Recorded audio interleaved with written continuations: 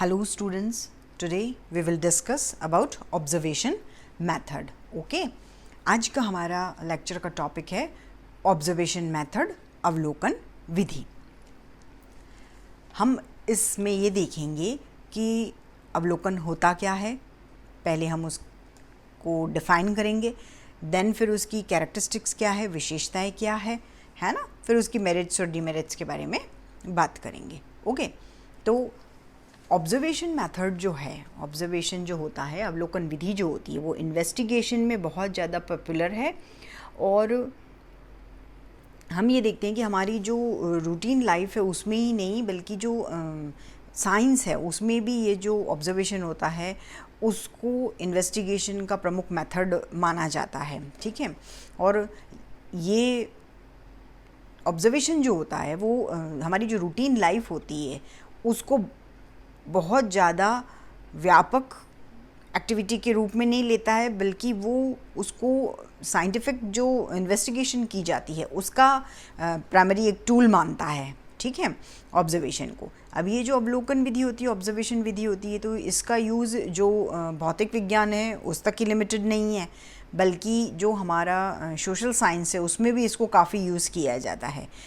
तो इसीलिए हम इसको स्टडी कर रहे हैं। ओके, जो ह्यूमन बिहेवियर होता है या उसकी जो भी कंडीशन होती है या जो भी इंसिडेंट्स होते हैं उनको स्टडी करने के लिए ऑब्जर्वेशन मेथड को यूज़ किया जाता है। Okay, and as we all know that August Comte is the father of sociology, right.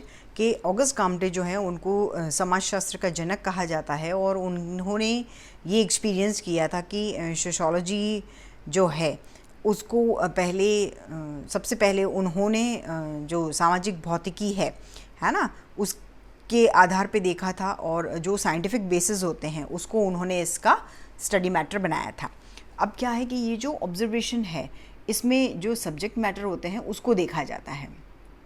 ठीक है, फिर जो ये समाज विज्ञान है उसका जो एरिया है उसमें ऑब्जर्वेशन मेथड जो है, अवलोकन विधि है, उसका बहुत सारे जो विद्वान थे उन्होंने इसको यूज़ किया था ना। अब हम देखते हैं कि इसका मीनिंग, अभी तो हम जनरल बात कर रहे थे, अब हम देखते हैं कि इसका मीनिंग क्या होता है और इसकी डेफिनेशंस क्या क्या है।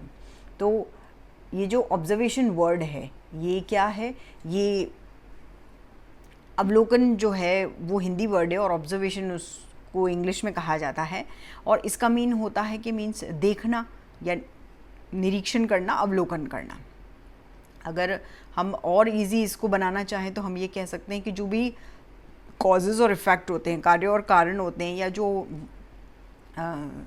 रिलेशंस होते हैं, पारस्परिक जो संबंध होते हैं, उनको जानने के लिए, उनको स्टडी करने के लिए स्वाभाविक रूप से जो इंसिडेंट्स होते हैं, है ना, नेचुरली जो घटनाएं घटती है उनको बहुत बारीकी से देखना जो होता है वही क्या कहलाता है, वही ऑब्जर्वेशन कहलाता है। ठीक है, देन फिर अब हम ऑक्सफोर्ड कंसाइज जो डिक्शनरी है उसकी अगर डेफिनेशन देखें तो उन्होंने ये डिफ़ाइन किया है कि जो घटनाएं होती है या जो कार्य कारण होते हैं, जो इंसिडेंट्स होते हैं या जो संबंध होते हैं, पारस्परिक संबंध जो होते हैं, उनके संबंध में और जिस रूप से वो उपस्थित होती है, जिस रूप से वो रहती है, उनका बिल्कुल एज इट इज़ इन्वेस्टिगेशन करना, उनको एक्सप्लेन करना ही क्या होता है, ऑब्जर्वेशन होता है।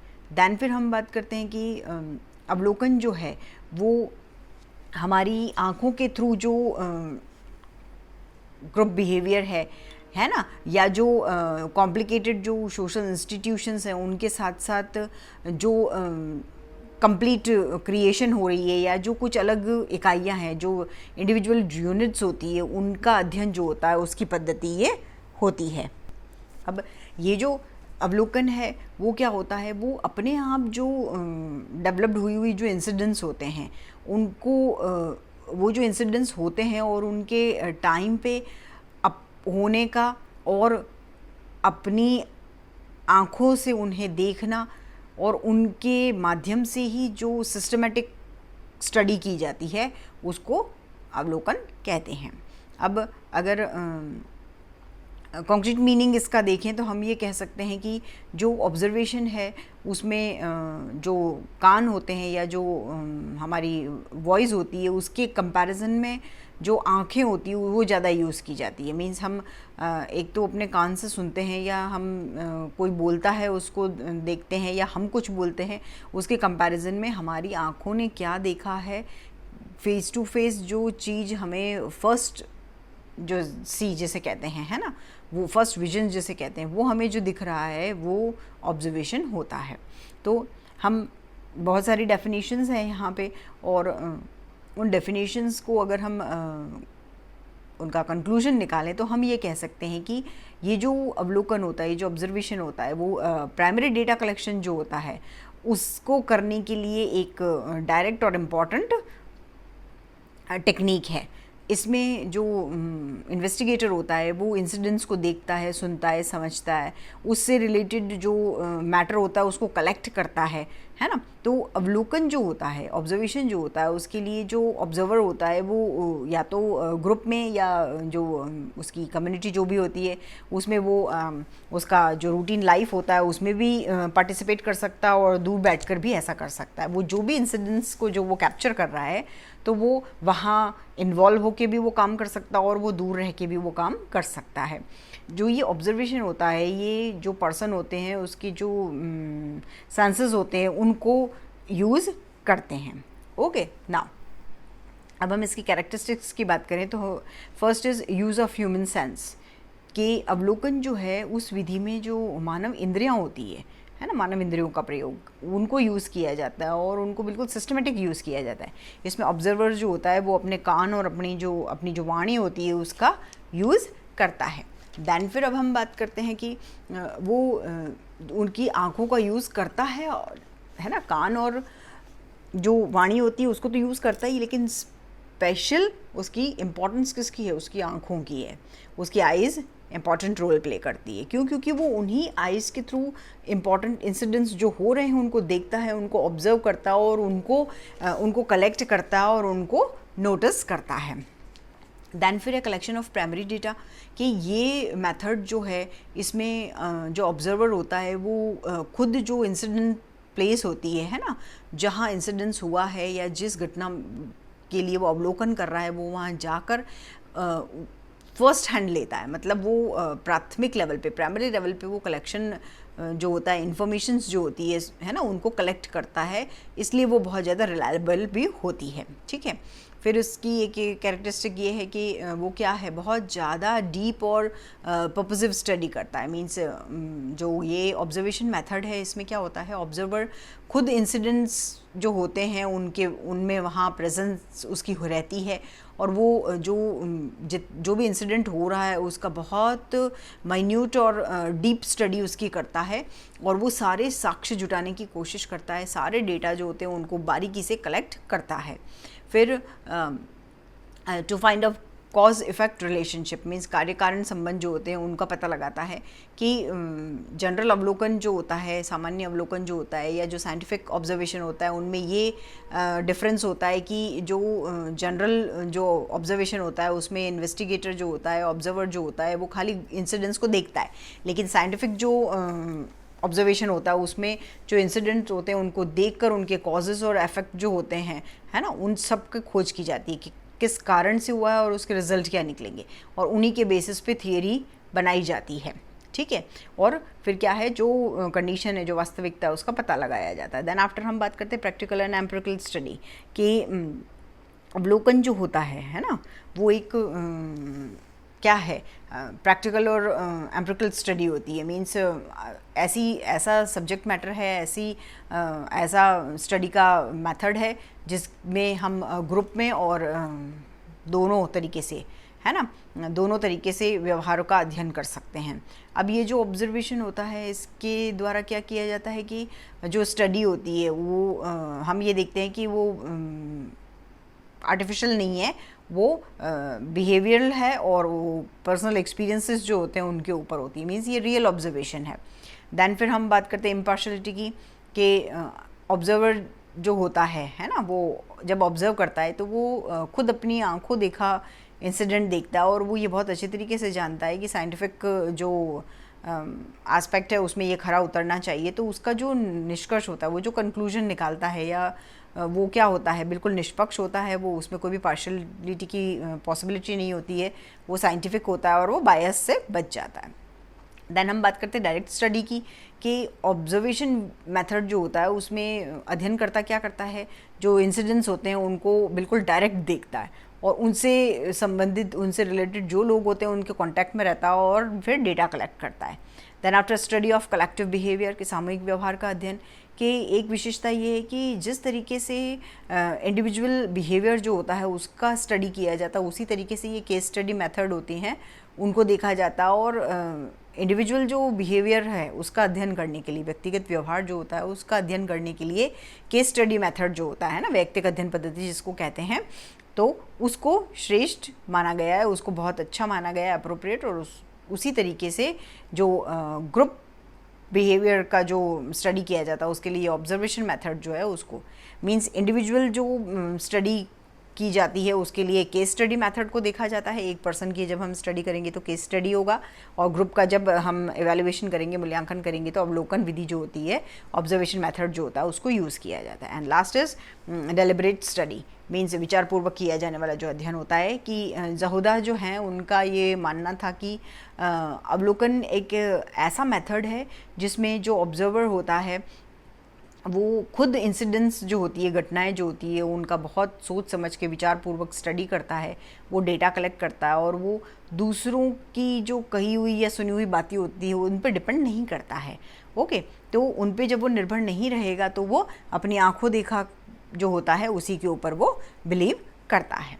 ओके, तो अवलोकन की ये जो विशेषताएं होती है इनको विश्वसनीय और वैज्ञानिक हम कह सकते हैं। ठीक है, अब हम ये बात करते हैं कि उनकी यूटिलिटी जो होती है, उनकी उपयोगिता जो होती है ना, कि वो उपयोगिता में किस तरीके से अच्छे होते हैं। ठीक है, तो हम ये देखते हैं कि उसकी उपयोगिता कौन कौन सी होती है, मीन्स उनको हम यूटिलिटी भी कहते हैं और उनको मेरिट्स भी हम कह सकते हैं, गुण भी कह सकते हैं।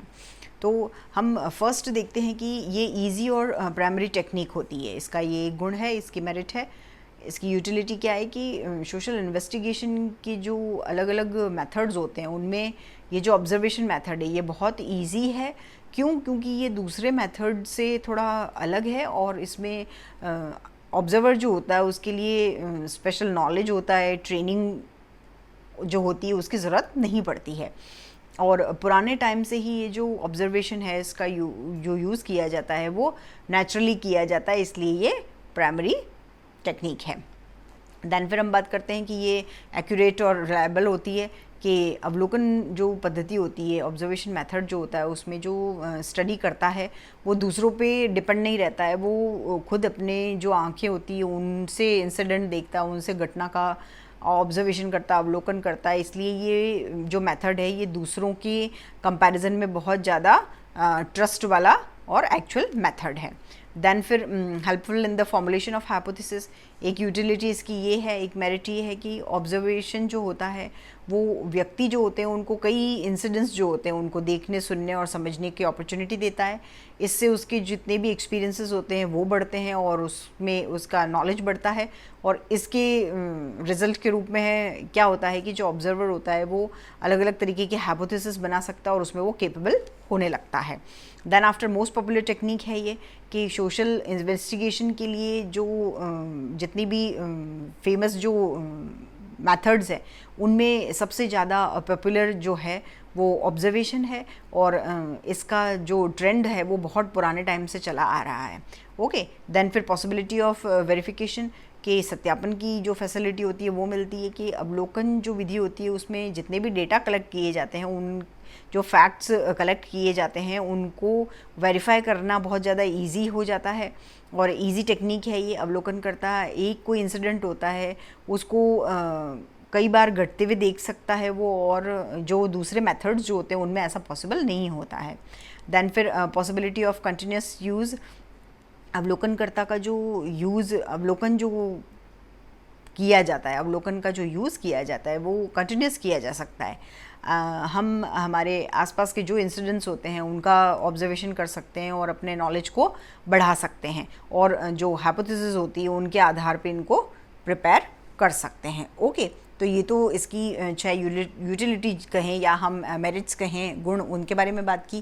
देन आफ्टर अब हम देखते हैं कि इसकी 4 लिमिटेशंस भी है, ऐसा नहीं है कि अप्रोप्रिएट है ये बिल्कुल। तो इसकी डीमेरिट्स या लिमिटेशन कहें वो हम देख लेते हैं कि डीमेरिट्स या जो लिमिटेशन है वो क्या क्या है। तो हम ये देखते हैं कि जहाँ ऑब्जर्वेशन मेथड जो है उसकी बहुत सारी मेरिट्स हमने देखी, अब उसकी डीमेरिट्स जो है उनको देखते हैं कि अवलोकन विधि जो होती है उसकी बहुत सारी यूटिलिटी होती है। ऑब्जर्वेशन मेथड जो है उसकी बहुत सारी यूटिलिटी होती है, वहीं हम इसमें कुछ सारी कमियां या सीमाएं भी देखते हैं। तो हम उसमें फर्स्ट देखते हैं लिमिटेशन ऑफ सेंसेस। हम उसकी बात करते हैं कि ज्ञानेंद्रियां जो होती है उनकी क्या सीमाएं हैं। तो ऑब्जर्वेशन जो किया जाता है, ऑब्जर्वेशन का जो काम होता है वो जो हमारे सेंसेस होते हैं, स्पेशली जो हमारे आँखें होती है उनके थ्रू होता है। और ये क्या है, ये कई बार अलग अलग, और अब क्या होता है कि जो ये हमारी ज्ञानेंद्रियां हैं उसमें आँखें जो होती हैं वो मतलब पक्षपातपूर्ण ढंग से काम करती है, वो अनिश्चित रूप से काम करती है। तो हमारी ये जो आँखें हैं, हमारी जो कान है ना, तो वो कुछ ऐसे स्पेशल इंसिडेंट्स जो होते हैं, ऐसी विशेष जो घटनाएं होती है उनकी ओर सडन उनका अट्रैक्शन होता है। तो ऐसी कंडीशन जो होती है उसमें हमारा जो हम जो स्टडी करते हैं वो क्या है, कभी कभी मिस्टेक वाली हो जाती है। ठीक है, मीन्स कभी कान सुनने में गलती कर देते हैं, कभी हम इंसिडेंट्स जो देखते हैं उसको हम बहुत अच्छे तरीके से जस्टिफाई नहीं कर पाते हैं। तो ये सारी जो सिचुएशंस होती है ये उसके अंदर प्रॉब्लम क्रिएट करती है। देन आफ्टर हम देखते हैं कि जो आर्टिफिशियलिटी होती है इन बिहेवियर, है ना, कि जब लोग जो होते हैं उनको ये पता चलता है कि उनके बिहेवियर जो है उसका ऑब्जर्वेशन किया जा रहा है, ठीक है, तो वो क्या करते हैं, अपने उनका जो बिहेवियर होता है उसमें वो आर्टिफिशियल बिहेव करने लगते हैं। मीन्स वो उनका जो डेली का जो व्यवहार होता है उसको छोड़ के वो दिखावा करने लगते हैं, वो प्रोपेगेंडा करने लगते हैं। वो उनका जो उनकी जो स्वाभाविक जो उनका नेचर होता है वो उसको छोड़ के और वो अलग नेचर अपना लेते हैं। क्यों? क्योंकि उन्हें ये लगता है कि हमारा ऑब्जर्वेशन किया जा रहा है, हमको ऑब्जर्व किया जा रहा है, तो वो थोड़ा सा अपने बिहेवियर में चेंजेस ला देते हैं। तो इस तरीके से अगर पता चल जाता है तो जो स्टडी होती है वो हमारी ख़राब हो जाती है या हमको उसका अप्रोप्रिएट रिजल्ट नहीं मिल पाता है। देन फिर आती है लिमिटेशन। एक हम ये देखते हैं कि पॉसिबिलिटी ऑफ बायस, के पक्षपात जो होते हैं उसकी संभावना होती है कि जो ऑब्जर्वेशन किया जाता है उसमें जो इंसिडेंट होते हैं उनका जो इंटरप्रिटेशन किया जाता है या जो अवलोकन जो किया जाता है वो किसके ऊपर डिपेंड करता है, वो अवलोकनकर्ता जो होता है, ऑब्जर्वर जो होता है उसके ऊपर डिपेंड करता है। और ये जो इंटरप्रिटेशन होता है उसमें जो थिंकिंग होती है या जो वैल्यूज़ होते हैं, आइडल जो होते हैं, है ना, नॉर्म्स वगैरह जो होते हैं या जो कल्चर होते हैं उनका भी प्रभाव पड़ता है। तो उसकी वजह से क्या होता है कि जो अध्ययन होता है उसका हम अगर कंक्लूजन निकालें, है ना, तो स्टडी जो की जाती है और उसको अगर हम उनका कंक्लूजन देखें तो वो क्या है, दोषपूर्ण होते हैं, उनमें कमियां निकल जाती है। ठीक है, देन फिर हम बात करते हैं इनएडिक्वेट इन सम स्टडीज़ के। कुछ जो स्टडीज़ होती है उनमें वो अध्ययन में वो सही नहीं होते हैं। ठीक है, तो कुछ ऐसे इंसिडेंट्स होते हैं, कुछ ऐसी घटनाएं होती हैं जो उसके अंदर ये सही नहीं बैठते हैं। मीन्स जैसे हम कहें कि कोई क्राइम हो रहा है या जो इंडिविजुअल जो लाइफ हिस्ट्री होती है ना, उसके बारे में कहें तो ये अवलोकन के अवसर ही नहीं देती है। मतलब ये ऑब्जर्वेशन की अपॉर्चुनिटी हमको देती ही नहीं है। हम अपराध हो गया है, हम किस तरीके से उसको ऑब्जर्व करेंगे, या व्यक्तिगत जीवन का जो इतिहास होता है, इन सब में अवलोकन का हमको अवसर मिलता ही नहीं है। मतलब सभी जो इंसिडेंट्स होते हैं उनको हम ऑब्जर्व नहीं कर सकते हैं, सारी जो घटनाएं होती हैं उनका निरीक्षण नहीं किया जा सकता है। सभी जो घटनाएं होती है, जो इंसिडेंट्स होते हैं, उनके घटित होने समय अवलोकनकर्ता वहाँ उपस्थित नहीं होता है ना। ऐसा ज़रूरी तो नहीं है कि जो भी इंसिडेंट हो रहा है वहाँ हम उपस्थित रहेंगे या वहाँ हमारी प्रेजेंस होगी या ऑब्जर्वर हमेशा वहाँ तैयार रहेगा इंसिडेंट जब हो रहा है, ऐसा कोई ज़रूरी तो होता नहीं है। तो वो जो विभिन्न अवलोकन होते हैं, जो अलग अलग अवलोकन किए जाते हैं, उनके माध्यम से ही, उनके थ्रू ही जो घटनाएं होती हैं उनको हम स्टडी कर सकते हैं। ठीक है, मतलब सभी घटनाएं जो होती है उनके घटित होने के टाइम पे अवलोकनकर्ता वहाँ नहीं होता है, और न ही क्या होते हैं जितने भी अलग अलग जो अवलोकन होते हैं या जितने भी जो अलग अलग ऑब्जर्वेशन मेथड है उनके थ्रू हम जितने भी इंसिडेंट्स होते हैं उनको स्टडी कर सकते हैं। ठीक है, तो ये कमियां हमको ऑब्जर्वेशन मेथड में देखने को मिलती है। अब कुछ ऐसे हम इनके बेस पे ये कंक्लूजन निकाल सकते हैं और हम ये कह सकते हैं कि कुछ घटनाएं ऐसी होती है जिनका अवलोकन निषिद्ध होता है, जैसे जो लवर्स होते हैं उनका जो व्यक्तिगत जीवन होता है उनके बारे में।